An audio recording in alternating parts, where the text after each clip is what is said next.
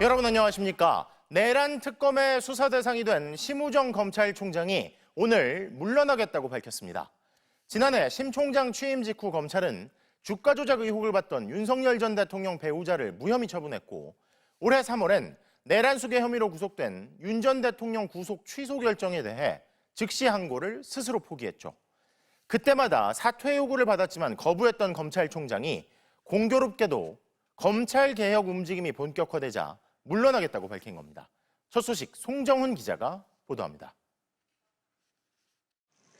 심우정 검찰총장이 어제 전격 사의를 표명했습니다. 윤석열 정부의 두 번째 검찰총장으로 지난해 9월 취임한 지 9달 만입니다.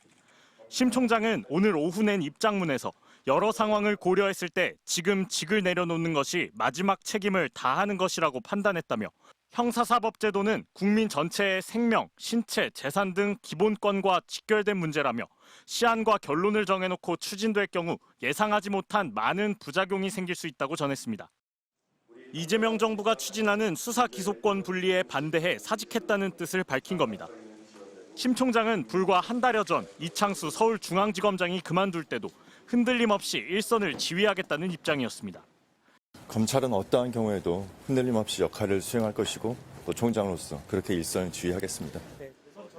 하지만 김건희 여사의 주가 조작 불기소 처분을 앞둔 시점에서 김주현 전 민정수석과 비화폰으로 통화한 사실이 드러났고 법원이 윤 전 대통령의 구속을 취소했을 때 수사팀 반발에도 불구하고 즉시 항고를 포기하면서 검찰에 대한 비판을 자초했습니다. 이런 가운데 이재명 대통령이 정성호 법무부 장관 후보자를 지명하면서 검찰개혁의 뜻을 분명히 하자 결국 물러난 것으로 보입니다.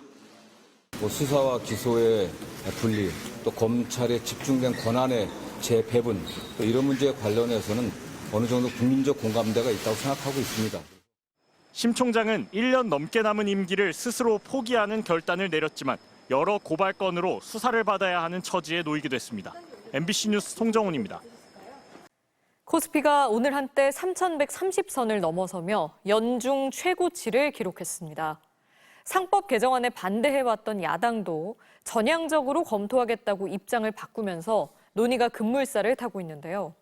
덕분에 지주사들의 주가가 크게 오르며 지수 상승을 이끌었습니다. 김민형 기자가 보도합니다.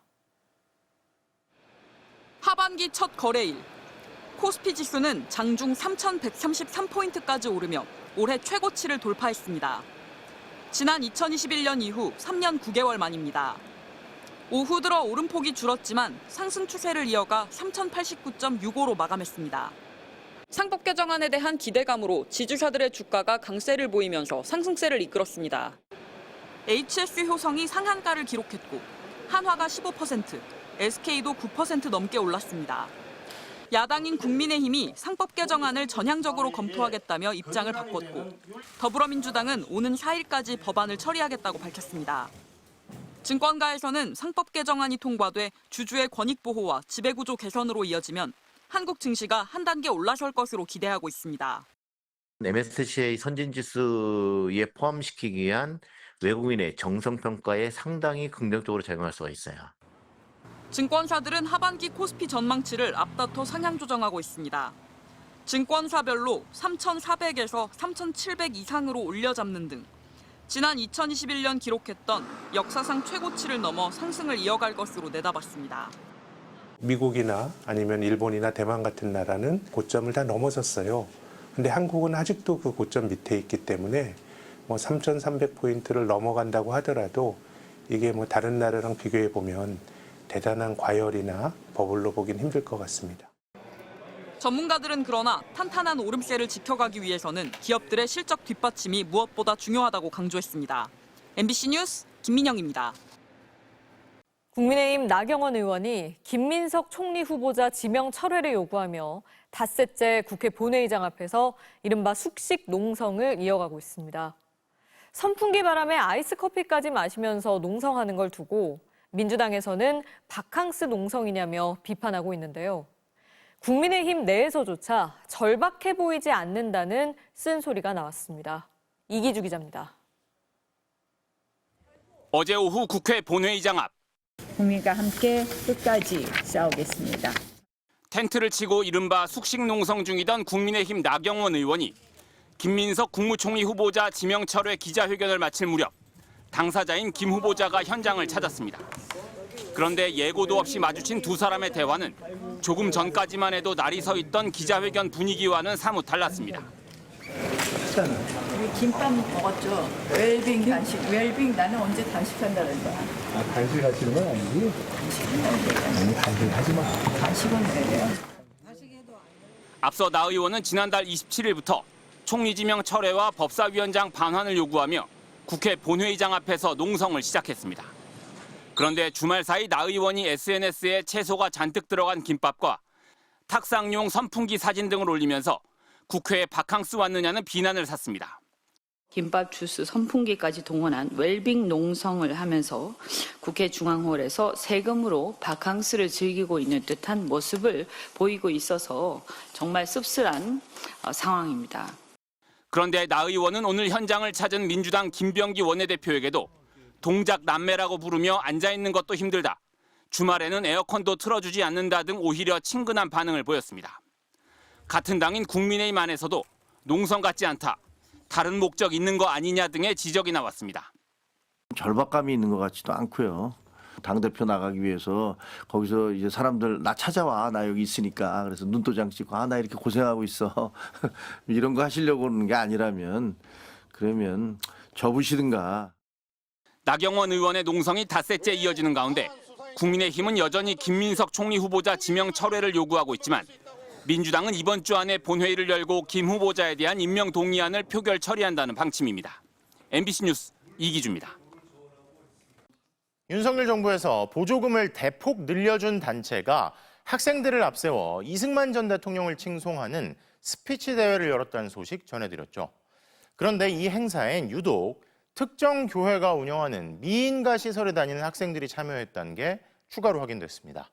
스스로를 미인가 기독교 대안학교라 칭하는 이들 시설에선 극우적인 세계관을 주입시키는 정황도 엿보이는데 학생들이 전광훈 목사 집회 무대에 오르는 모습도 확인됐습니다. 변윤재 기자의 보도입니다.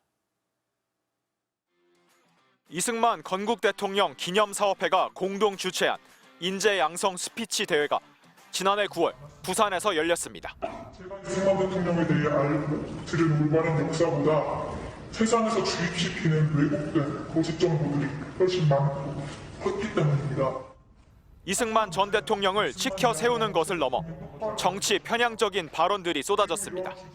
좌파 세력들과 맞서기 위해 이승만 대통령처럼 하나님께 용기와 분별력을 구하며 학생회 때에 최선을 다할 것입니다. 우수상에 해당하는 국회의원상을 받은 이 학생은 경남 진주의 한 교회가 운영하는 미인가 대안학교에 다니고 있었습니다. 학력을 인정받지 못하는 이 대안학교가 무엇을 가르치고 있는지 살펴봤습니다.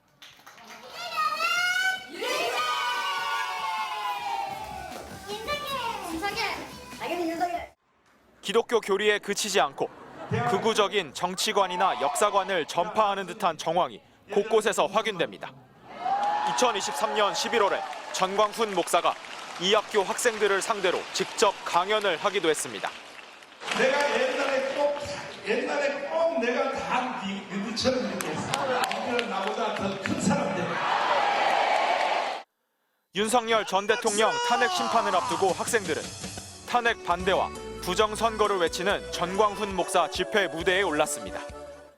교회 측은 지난 대선 직전까지 학생들이 광화문 집회에 참석할 예정이란 가정통신문을 학부모에게 보냈습니다.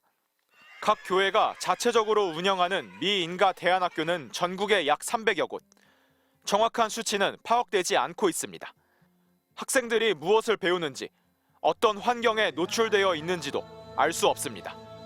정부가 각 교회의 자율에 기대는 사이 대안학교를 극우 세력이 새 확산의 정치적 수단으로 악용하고 있다는 우려가 커지고 있습니다. 해당 교회 측은 학생들이 극우 집회에 참여한 이유 등에 대한 MBC의 질문에 인터뷰에 응하지 않겠다고만 밝혔습니다. MBC 뉴스 변은재입니다. 지난주 서울 지하철 교대역 근처에서 굴착기가 지하 가스관을 파손시켜서 도시가스가 누출되는 사고가 났었죠. 그런데 저희가 후속 취재를 해보니 공사업체가 의무사항인 사전 신고를 하지 않고 공사를 하다가 사고를 낸 걸로 확인됐습니다. 문다영 기자의 단독 보도입니다. 지난달 27일 오전 서울 지하철 교대역 앞 땅에서 갑자기 흙먼지가 뿜어져 나오다 공사 자재가 공중으로 솟구칩니다. 땅을 파던 굴착기가 지하 가스관을 건드리면서 LNG, 액화 천연가스가 누출된 겁니다. 3시간 넘게 일대 교통이 통제되고 지하철도 무정차 통과하면서 시민들이 큰 불편을 겪었습니다. 발빠른 대처가 없었더라면 큰 사고로 이어질 수도 있었습니다. 공사를 하다가 저희 배관을 파손을 시켰어요. 반경은 200mm고 그래서 현재 저희가 밸브는 다 차단을 시켰고 그런데 이 사고는 공사업체의 단순한 실수가 아니었던 것으로 보입니다. 도시가스 사업법 등을 보면 도시가스 사업이 허가된 지역에서 이뤄지는 모든 굴착 공사는 기피와 상관없이 공사 시작 24시간 전까지 한국가스안전공사가 운영하는 굴착공사 정보지원센터에 반드시 신고해야 합니다. 농사를 지으려 45cm 미만으로 땅을 파거나 삽으로 수작업을 하는 경우만 예외입니다. 하지만 MBC 취재 결과 사고 지역 굴착공사 사전 신고는 없었던 것으로 확인됐습니다. 사고 현장에서는 울타리를 새로 설치하는 공사가 진행 중이었던 것으로 알려졌습니다. 가스배관은 지하 1.1m 깊이에 묻혀 있었는데 굴착기가 여기까지 파내려 간 겁니다.